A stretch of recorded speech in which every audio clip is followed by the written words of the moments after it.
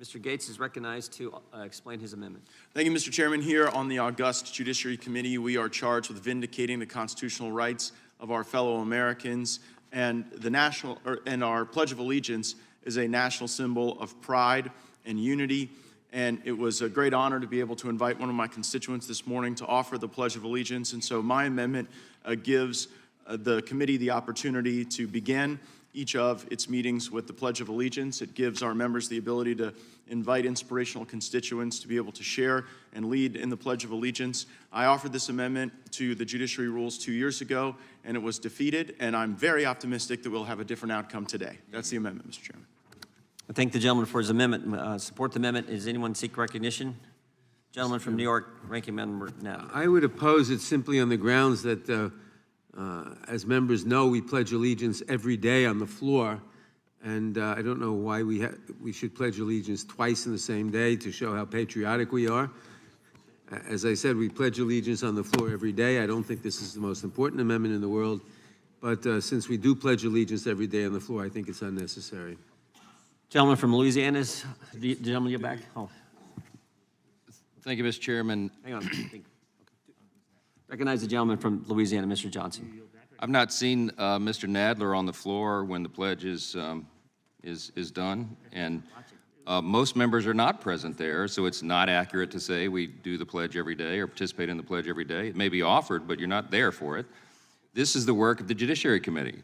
This is the committee that has the charge of defending the Constitution and our fundamental freedoms and defending the very freedoms that the flag represents. And so it's a bit absurd to suggest we couldn't take 30 seconds at the beginning of this important work to do what should be done by all Americans. And so I think this is entirely appropriate. I wish we had done it 2 years ago, and I think we missed a lot of opportunities. I yield back.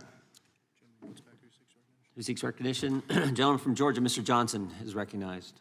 Thank you, Mr. Chairman. I wish 2 years ago that on January 6th, that the insurrection never did happen. And I regret the fact that many members of this committee voted against certifying the election results based on the big lie. And they have continued to promote the big lie and undermine public confidence in our government.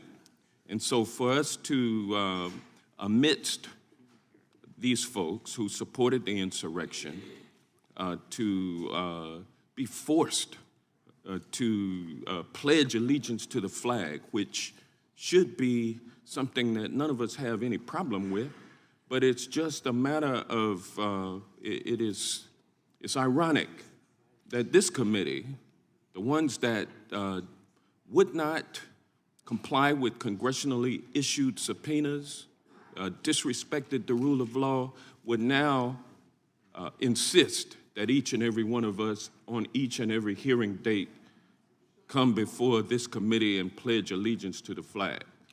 I support the Pledge of Allegiance, but it's very ironic, and I just simply wanted to point that out, and with that I yield back. With the gentleman, I'll yield to the gentleman from New York. I thank you. I just want to take the opportunity, I think it was one of the people over there.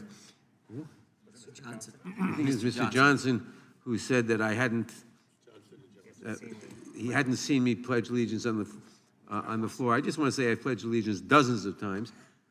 Like other members, I haven't always been there at the beginning of the session, but I've pledged allegiance dozens of times, and I plan to continue doing that on the floor. I thank the gentleman. Gentleman, Mr. I yield back. Mr. Chairman. Mr. Chairman. Gentleman from California, Mr. Ice, is recognized. Thank you, Mr. Chairman. You know, this amendment might be more important in light of some of the things that have just been said than I even thought it was. This is a committee that needs to come together to defend the Constitution, to recognize the importance of what we do here. And so the fact that on a daily when we meet basis, we do something to remind ourselves of our obligation. Perhaps we should look at our oath of office and not the Pledge of Allegiance, but I think the pledge is shorter and unifying. I regret that my ranking member and my chairman in the last committee digressed from the amendment at hand and the merit of it. And I would hope that all of us would look and say, we've got a long way to go to get back to being a committee that defends the Constitution aggressively and does it on a bipartisan basis. So I think let us all look at this once per hearing opportunity as a reminder of why we're here, and I yield back. Mr. Chairman. Mr. Chairman. Thank you, Mr. Chairman. You know, Mr. Issa just made reference to how important it is for us to display our commitment to the Constitution and to commit to defend it aggressively. So I'd like to offer an amendment to the amendment, adding in the second paragraph where the chair may designate an individual to lead the Pledge of Allegiance, to add the following language. Provided, however, the pledge shall not be led by an individual who supported an insurrection against the government of the United States in any way. Because I think if we adopt this amendment, then we will be truthful in representing that stating this pledge is an affirmation of your defense of democracy and the Constitution. It's hard to take that claim seriously if, in fact, an individual who in any way supported an insurrection against the government of the United States is allowed to lead the pledge. So I would ask Mr. Gaetz to accept this friendly amendment, and I look forward to supporting it. Would the gentleman yield for First a ask question? Mr. Gaetz if he'll support the amendment.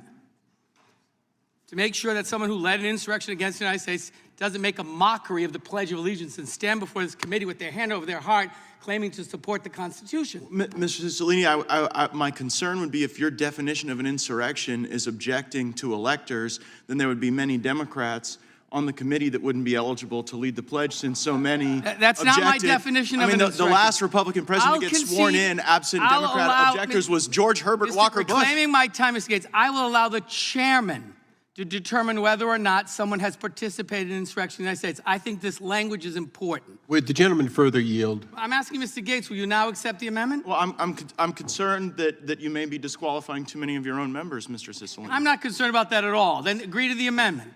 Let's make this real. If you want to give someone the right to stand before the House Judiciary Committee and lead the Pledge of Allegiance at a bare minimum, let's guarantee that that person has not participated or supported or in any way helped an overthrow of the government of the United States. Would the gentleman yield? It's like a simple proposition. Would the gentleman yield? Sure. If you would consider having your language say any convicted felon, I think we would cover not only that group that you're describing, but many more. And I think as the committee of lawmaking in the purest sense, that's really what you're talking about. No, it's actually reclaim my time. That's not what I'm talking about. I'm not talking about convicted felons. I'm talking about elected. Anyone that you think reclaiming my time, Mr. Issa.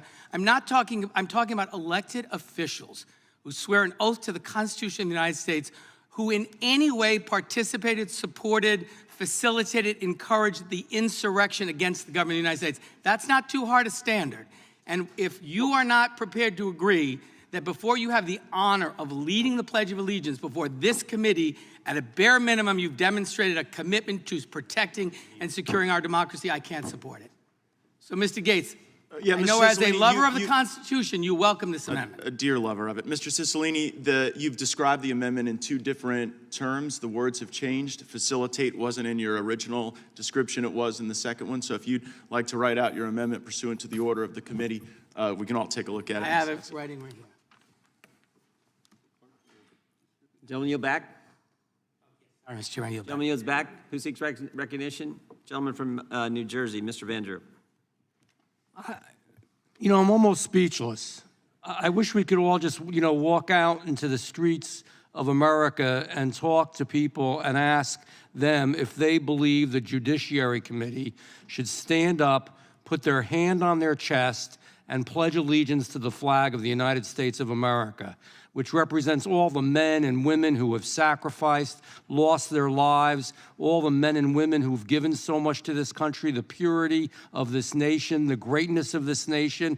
I'm going to tell you, I don't think we should just do it in judiciary. I think in every committee, and I'm sorry, it's so much work.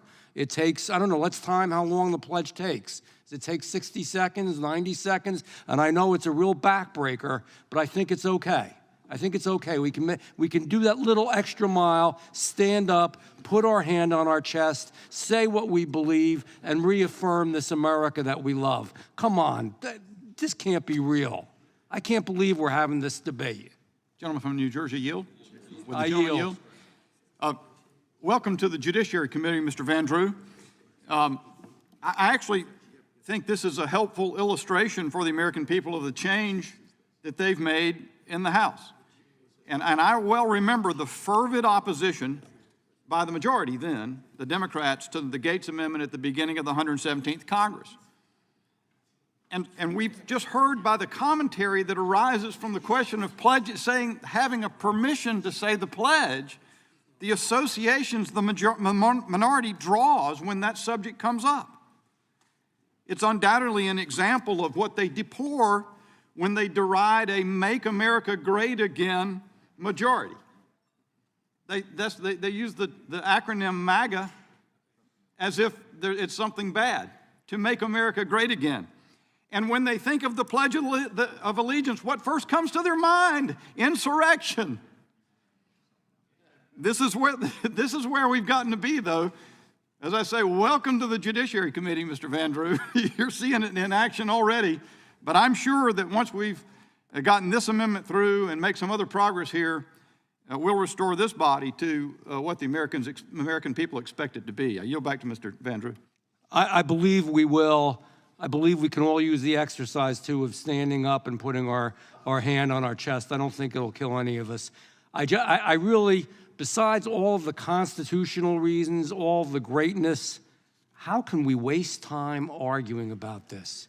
Why the heck can't we just stand up and say we love our country and we love our flag? And if we do that more than once a day, is that okay? I think it's okay. I don't mind doing it at any committee hearing. I don't mind doing it on the floor. I don't mind doing it whenever we have the opportunity. I don't get it. I got to tell you, I just don't get it, and I don't believe America gets it. And I don't believe they think it's the right thing. And I yield back. Gentleman yields back.